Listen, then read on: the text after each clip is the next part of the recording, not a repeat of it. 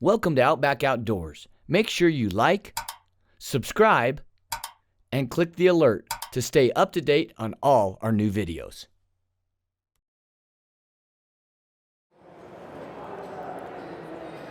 But we haven't finished.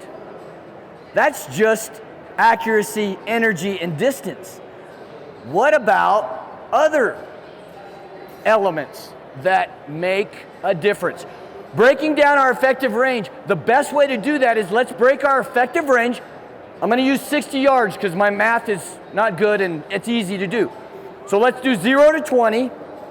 Okay, so after 20, it's to 40, and then from 40 to 60. So 1, 2, 3. We're gonna do that.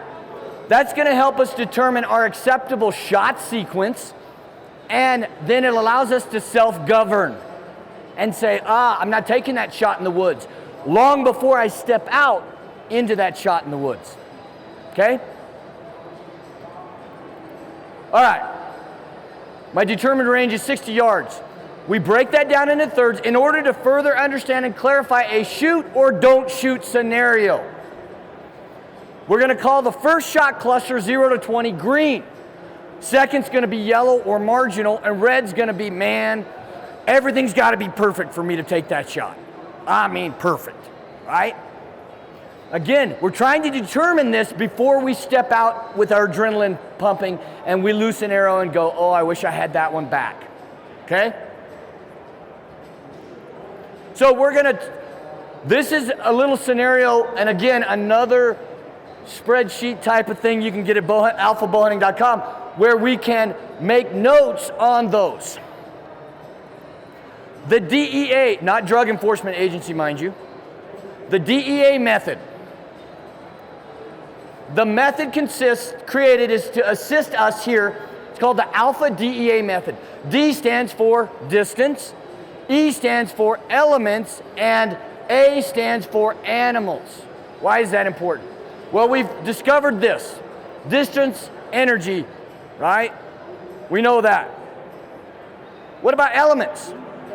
What about a 15-mile-per-hour crosswind? Hey, I can hit 60 like a mother, except when I'm now on a downslope. It's colder than heck and I got big clothes on, and the wind's got a 15-mile-per-hour crosswind. Hey, we just changed the game, didn't we? Let's say now I have to kneel. Now I've changed my body position. So that's our elements. A stands for animals. What happens when an animal looks at you and its ears are up? It's alert. But an animal feeding with his head down, again, that opens up completely different options for us. Are you following me? So let's look at that. In situations where I'm in the green, the animal it's less important what that animal's reaction is because I'm in that green.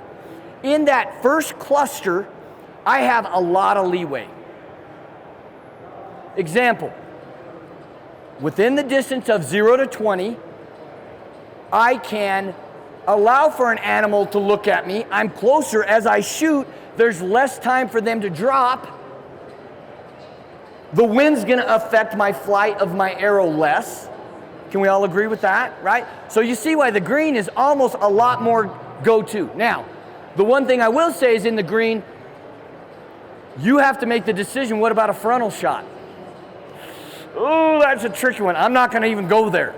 I know people that have made that frontal shot, that softball on an elk. Okay, it's even smaller on a deer, and that they didn't go anywhere. But I also know some guys that have made that shot at 12 yards and never found the animal.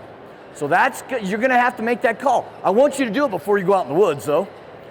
Where we know for sure when we get into the green, into the yellow, which is the marginal, the second cluster, I definitely am not taking a quartering to or a front-on shot for sure. And if I have a pretty good wind, it might be a no-go.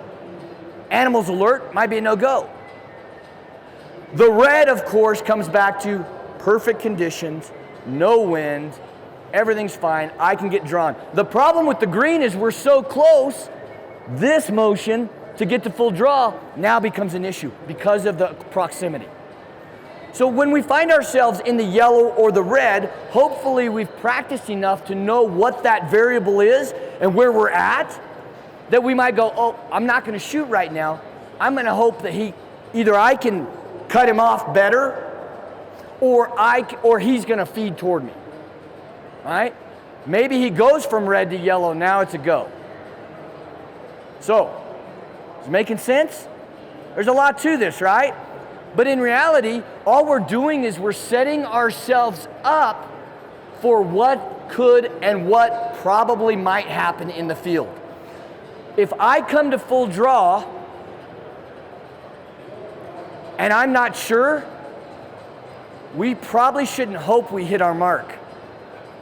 I think everybody in this room can agree. We don't loose an arrow hoping that it finds its mark. We loose that arrow knowing that we have a high percentage possibility of making the kill. Okay? That's where determining this beforehand. Questions? Thanks for watching Outback Outdoors. We encourage you to comment below, and as always, like, subscribe, and click the alert to stay up to date on all our new videos.